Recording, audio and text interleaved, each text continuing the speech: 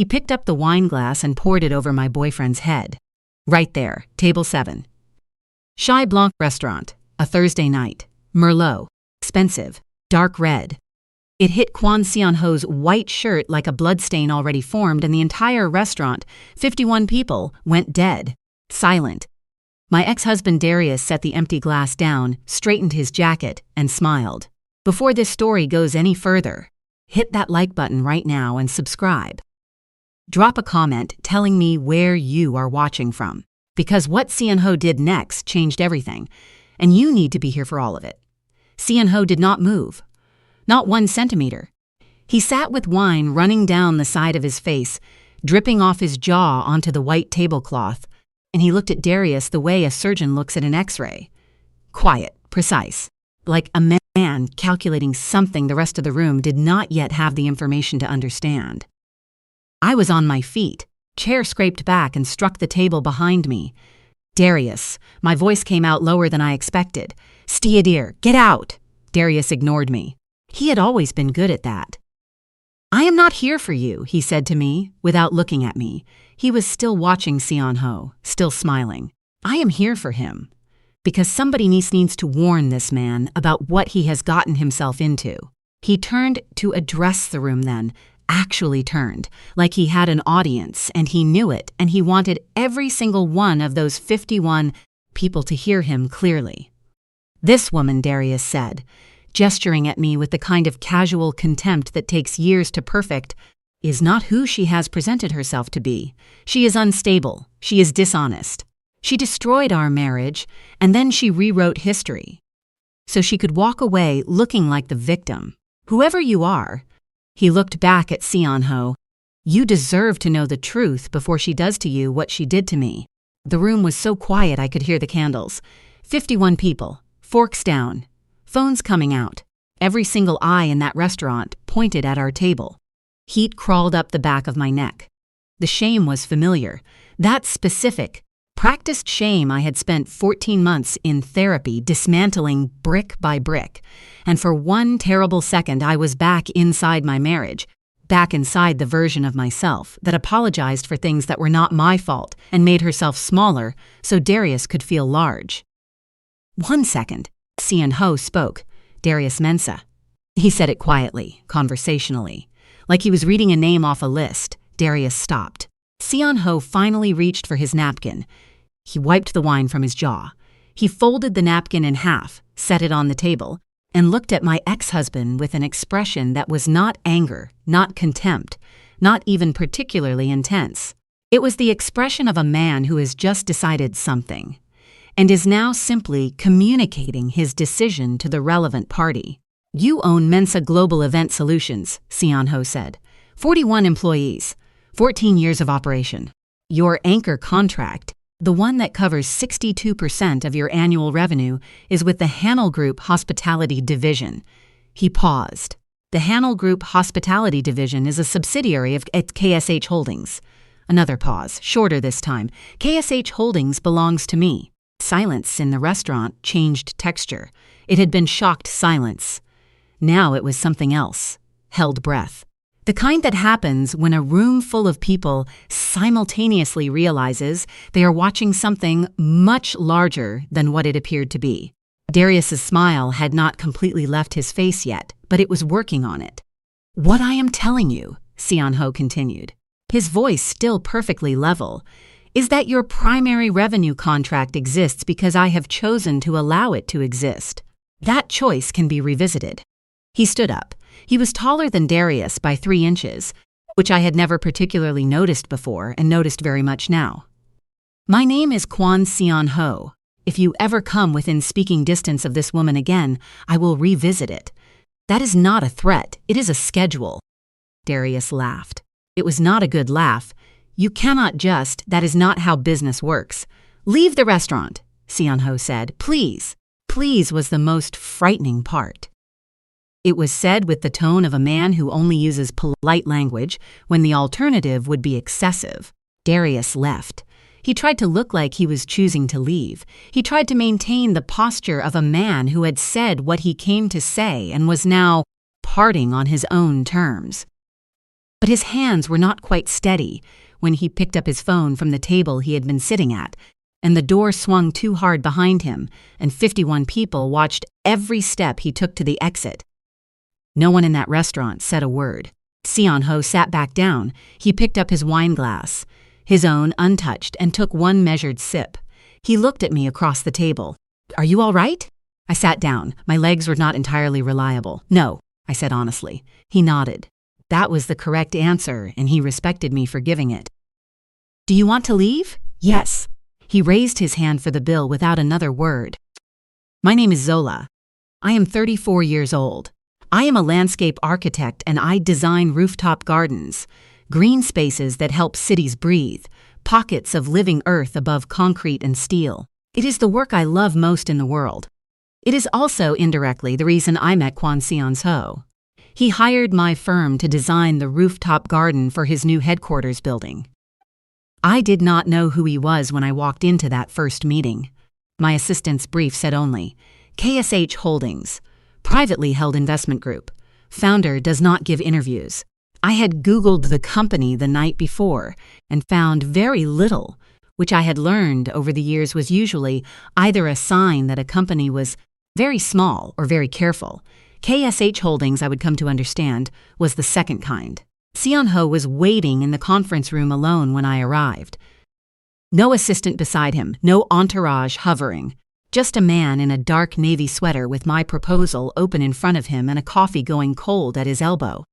"Page 9, he said, before I had fully sat down. "Your cost projection for the irrigation system.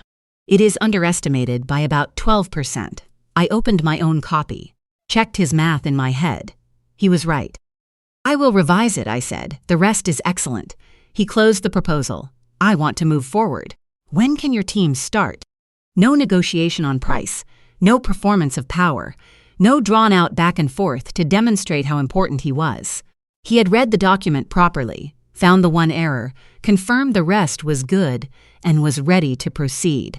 I remember thinking, this is a man who does not waste time, his own or anyone else's. I did not think anything else about him for approximately 3 more weeks. Then he came to the rooftop. Most clients send assistants to check on installation progress. Seon-ho came himself. He stood at the eastern edge of the roof and looked out at the city below for a long time without speaking. My crew was working around him, and he stood perfectly still in the middle of it, like a man who had spent his whole life in motion-filled rooms. Eventually he said, without turning around, "My mother grew perilla in a small garden behind our apartment in Mapo-gu. She grew it every year even though the drainage was bad and it never came out as well as she wanted. I was measuring planter depth on the western wall. I did not stop working. Why did she keep trying?" I asked. "She said a garden that gives up is just dirt," he said. I stopped measuring.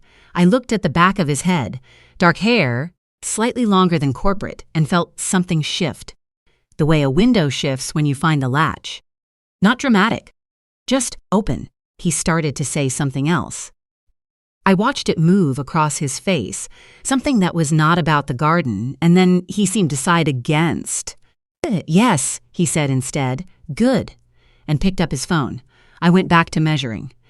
Something passed across his face then, quick and unguarded, for his expression settled back into its usual precision. I did not know what to call it at the time. Later, I would. "I planted perilla on your east bed," I said. "It will do well up here. Good drainage." He turned around. He looked at the planter beds, then at me. He was looking at me with an expression he did not immediately adjust. Not for long. 2 seconds, maybe 3. Then he looked away first, back to the planter beds, and I made a note of it somewhere I tried not to examine. "Thank you," he said, and he meant more than the perilla. I could tell. I just did not know yet what the more was. We had dinner for the first time 6 weeks after that. A small Korean restaurant near the building. He called it simply the good place. Turned out to be both accurate and all the recommendation it needed. We talked for 3 hours. Not the polished, careful talking of 2 people performing well for each other. The other kind, where you forget to manage what you are saying and then notice too late that you have said something true.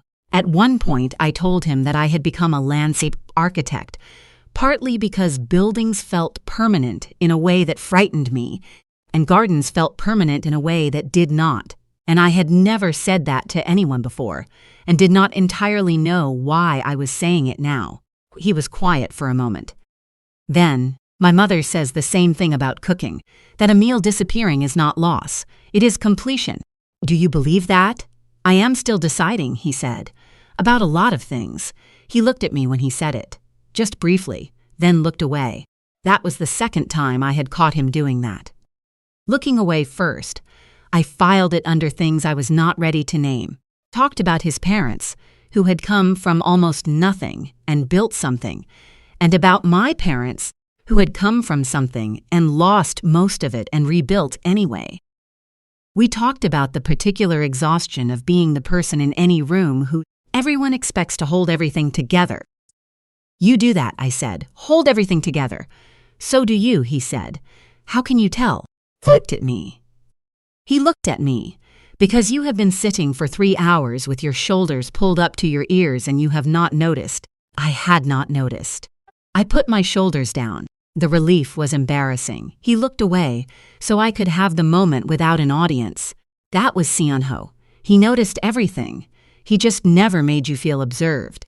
I walked home that night with my hands in my pockets, and the particular low warmth of having been seen by someone who was still choosing what to do about it. And I knew the feeling, the particular comfort of someone making careful space for you. And I also knew that it could be a room or a cage, and from the outside they looked identical. I had been in a very well-decorated cage for 7 years. I sat with that for 3 days before I let myself call what was happening anything at all. My sister Amara found out about him approximately 11 days after that dinner because I am incapable of keeping anything from her, and also because she had started calling me every 2 days to ask if I was eating. It's her way of asking if I am okay, which is her way of saying I love you. Who is the man, she said on the phone, not as a question.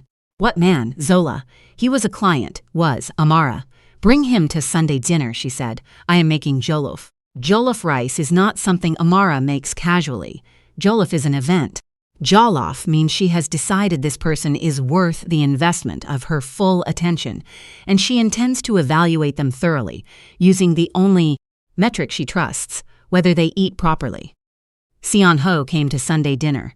He ate 2 full plates without being pressured, asked Amara where she learned to balance the tomato base that way, helped clear the table before anyone suggested it, sat at the kitchen counter afterwards talking to her about a community garden initiative in the city's South District for 45 minutes. I pretended to be busy with my phone in the next room and actually just listened to them through the wall. Amara pulled me aside when he left. He is not performing, she said.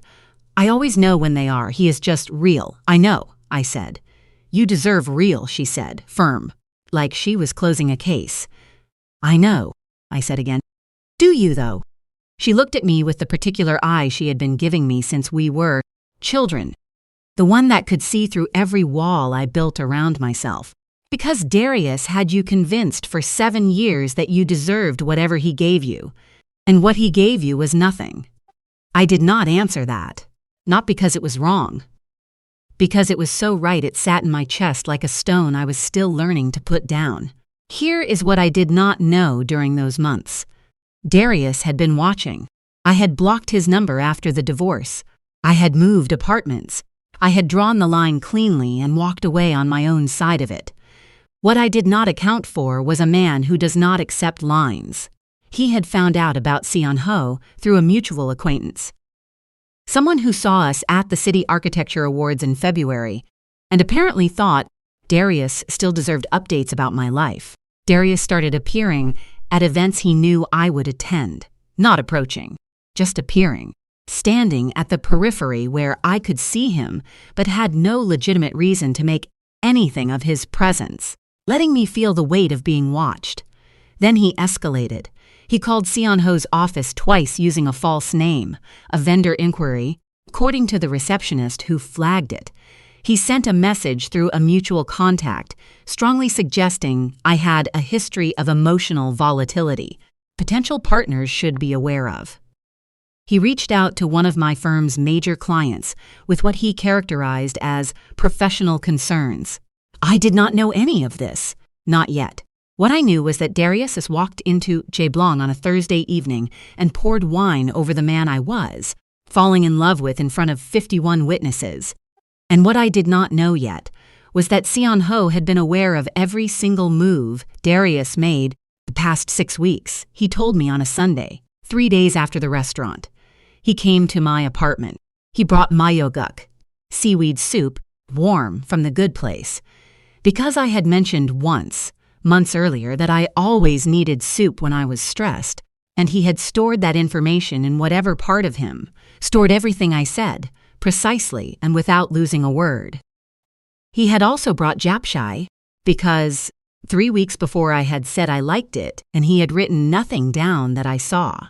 He set it on the table beside the soup, and then seemed to realize he had brought too much and said, the first uncertain thing I had ever heard from him, I did not know which one you would want first. Soup, I said. Always soup first. He nodded, like he was filing that. I watched him do it and felt something dangerous stir in my chest. He set the soup on my kitchen table. He sat across from me, and then he said, I need to tell you something that I should have told you sooner. He told me about the false name calls, about the message through the mutual contact, about the client approach. He told me that Yoon Jae, his head of corporate affairs, had flagged the first call on day 2, and that he had made the decision to monitor the situation without involving me because he had wanted to understand the full pattern before he brought it to me. He told me it had been the wrong decision. He said, it was information that affected you directly, and you had the right to it. I handled it as though it were a business problem instead of your life. I apologize. No excuses, no minimizing. He named what he had done wrong and he stopped talking. I sat with that for a long time. He did not fill the silence. He did not explain further or soften the edges. He just let me have it. I thought about the ways Darius had always had reasons. Good reasons, logical reasons, reasons that sounded like protection, until you looked at the shape they made over 7 years. A shape that was not protection at all. I thought about the difference between a man who decides for you because he does not trust you with your own life, and a man who decides for you because he is still learning where the line is. I was not certain those two things looked the same. I was not certain they did not. Did you plan to tell me? I asked. Before the restaurant. Yes, he said, this week. I was waiting until I understood the full scope. And if there had been no restaurant? Then I would have told you this week, he said, exactly as I am telling you now. I looked at him across the table. I believed him. That was the part that made it simple and complicated at the same time. I believed him, and I knew that I believed him, and I knew that I had believed Darius too at the beginning. But that was not fair. I knew it was not fair.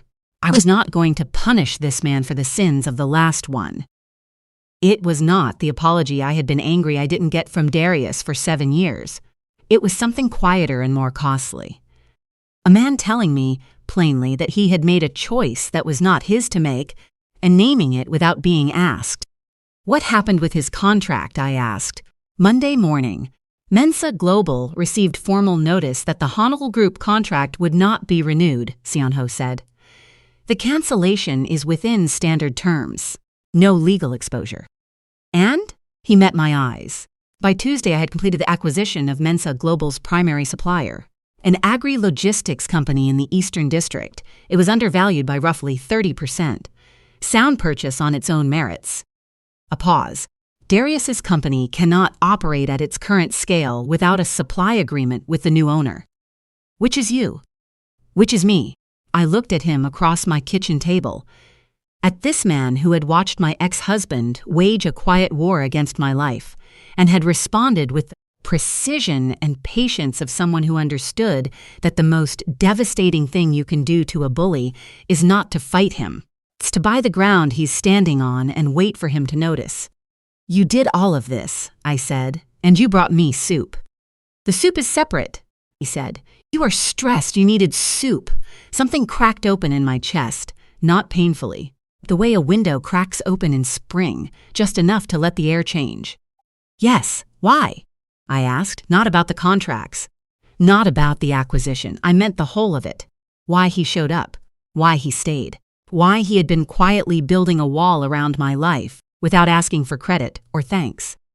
He was quiet for a long moment, the kind of quiet I had learned to trust. Because you have already survived enough, he said. You should not have to keep surviving the same man. I reached across the table and took his hand. He turned his palm up without hesitation, like he had been waiting for exactly that, like there was nothing in the world more natural. We ate the soup together. It was the best thing I had tasted in months. Darius called Amara's number 12 weeks later. He had tried mine and found it still blocked, which meant he had not yet understood that blocking is a full-time position I intend to hold indefinitely. He apparently decided Amara was the softer target. He did not know Amara. She picked up on the second ring. She listened to him for 4.5 minutes. She timed it. She always times things. While he explained that the situation with his business had become untenable, that he felt the response had been disproportionate, and that he wanted to reach Zola to discuss things like civilized adults. She said once, during all 4.5 minutes of it. When he finished, she said, I have a few things to say to you, Darius. Are you sitting down? She did not tell me exactly what she said next. She said only that it was thorough, and that it took 11 minutes, and that she covered the 7 years of the marriage, the restaurant incident, the fake vendor calls, the client contact, quiet campaign of intimidation he had waged against her sister's new life, and several broader observations about his character that she had been saving up since the first time she met him at Christmas 2017 and had known immediately that something was wrong. Darius hung up without saying goodbye.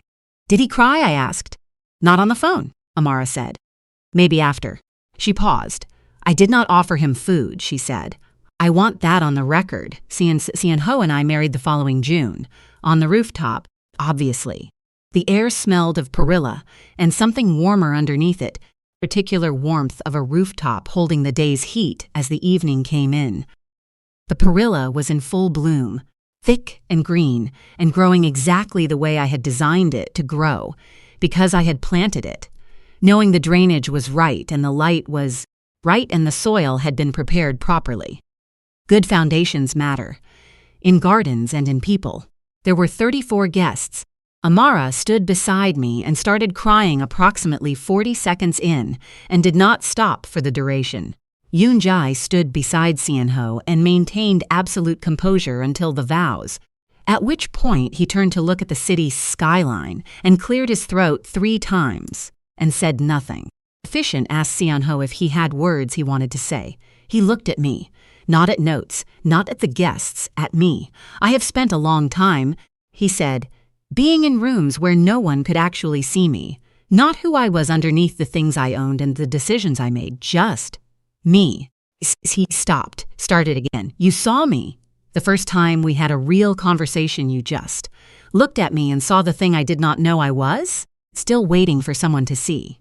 He took a breath. I will spend whatever time I have making sure you are never unseen again. Not by me, not by anyone who gets close enough to matter. That is the only promise I know how to make completely. I had held myself together through everything that day, through the getting dressed, and Amara doing my hair, and the walk across the rooftop, and the smell of perilla in the June air, and every single moment leading to this one. Not this one. The tears came, and I did not apologize for them, and I did not wipe them away.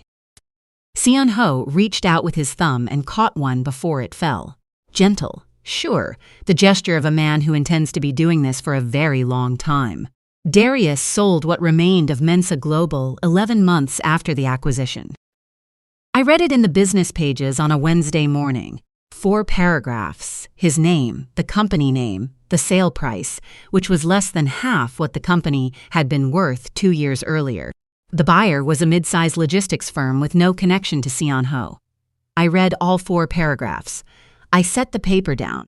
I picked up my coffee. Oat milk, 1 sugar, exactly how I take it, exactly how Seon-ho had known to make it from the 3rd week without being asked. I sat in the morning light coming through our kitchen window and felt, for the first time in years, complete and total absence of anything that still belonged to the past. Not relief. Something better than relief. The feeling of a door that has been closed for so long you forget it was ever open. And then one morning you walk past it and notice that not only is it closed, but you do not even remember what was on the other side.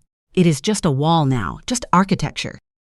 Seon was in the next room on a call with Seoul. I could hear his voice through the wall, low, unhurried, moving through decisions the way water moves through well-designed channels.